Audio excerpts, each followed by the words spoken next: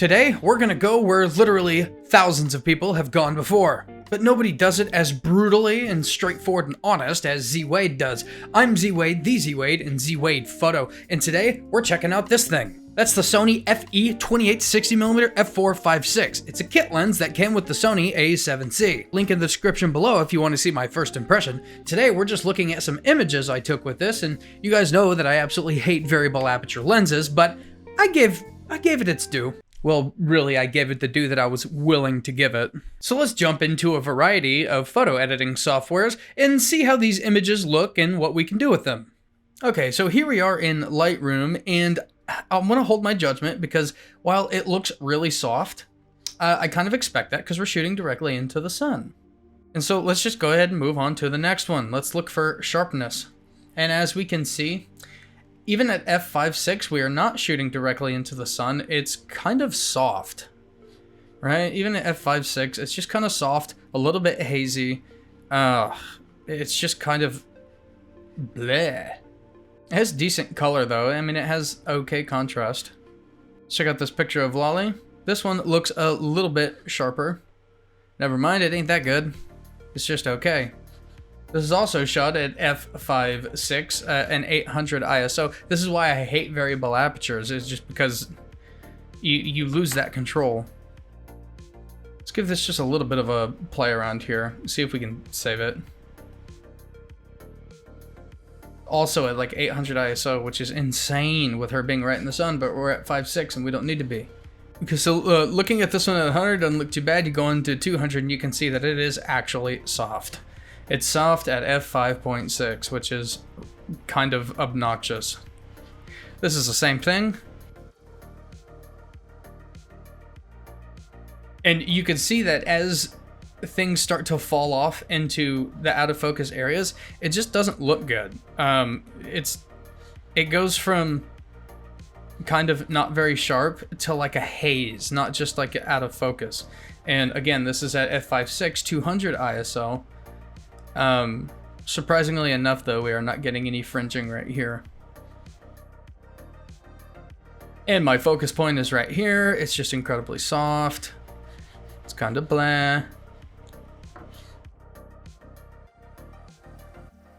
This one's way underexposed, but we definitely have the dynamic range on the A7C to do it, and it kind of missed focus somehow.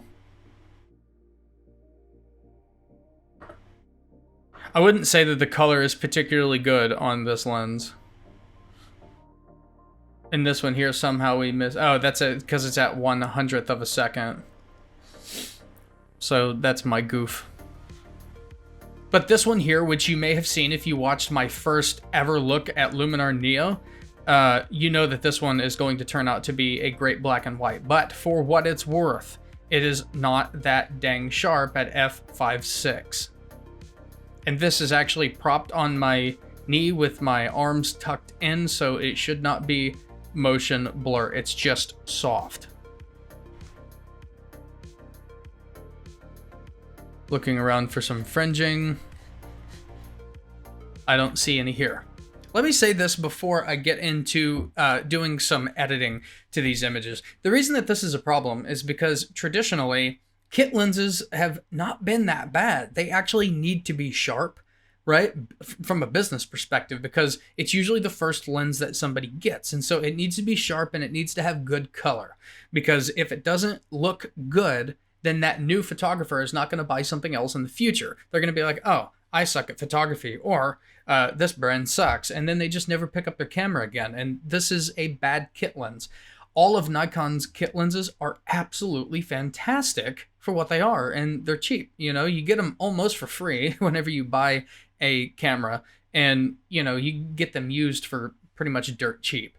And they're better places to start, in my opinion. Although Sony makes fantastic cameras, Nikon has still got it on the glass. especially with kit lenses. If you're enjoying or benefiting from the content and you're wondering, hey Z-Wade, how can I support the channel? There's actually several ways to do so. If you go to the website, you can find merch options like the Z-Wade Photo Do It Right, Do It Raw coffee mug that's currently holding an absolutely terrible cup of coffee. You can check out the t-shirts below, or you can consider becoming a member to the channel. But if you don't want to do any of those things, I hope you'll consider liking, sharing, and subscribing. And make sure you tell all your friends that if you don't subscribe to Z-Wade Photo, an angel loses its wings. So for the editing, just because I don't particularly like this lens and I don't want to put a lot of effort into it just because I don't like the results of it, we're going to do these edits in Luminar because I just want to see what the presets are going to give us. This is recommending urban style and scenery.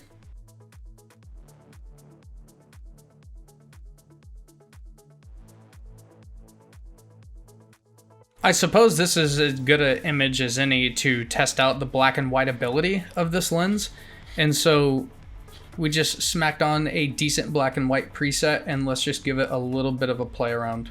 Let's add some contrast. It is just kind of okay in black and white.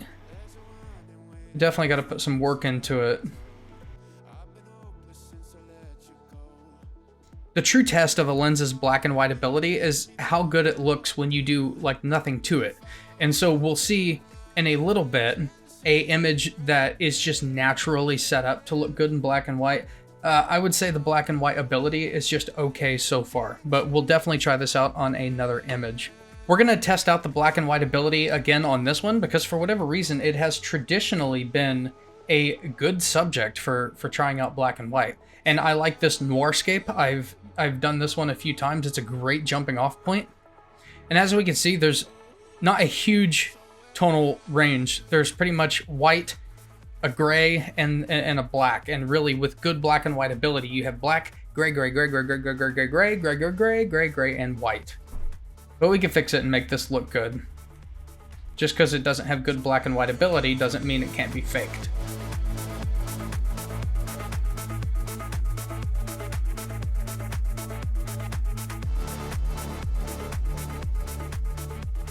There we go, we made it nice and silvery. This one for sure is going to be an epic black and white. I've already edited this one, but I'm going to do it for you right here in Luminar because this is where Luminar works really, really strong. So this is Noirscape. This is a great preset. And then we go into developed and we just do the highlights, shadow, bring the blacks down, give it some white, give it some... It's called smart contrast, but it's contrast. We need just a little bit of exposure. Give it a little more white. Let's go to our curves and just bring this down a tiny bit, this up a tiny bit. I actually want to do a little bit of a crop, I think, but I don't want to do the crop AI. So we'll do like a 5x7 just to bring this a little bit more center. We'll call that good. And now I'll do a little bit of a vignette.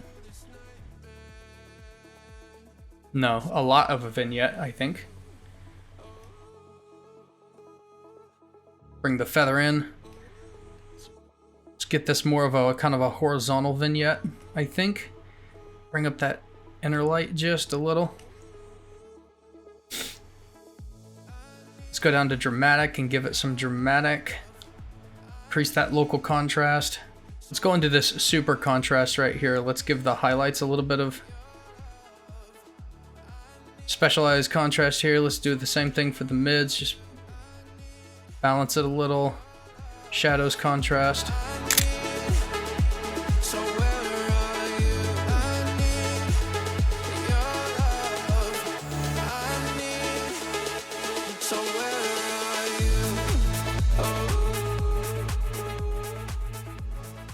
In the comments below, let me know if you have or have had this lens at some point, and if you agree or disagree with my assessments. I'm Z-Wade, the Z-Wade, and Z-Wade Photo, and we'll talk soon.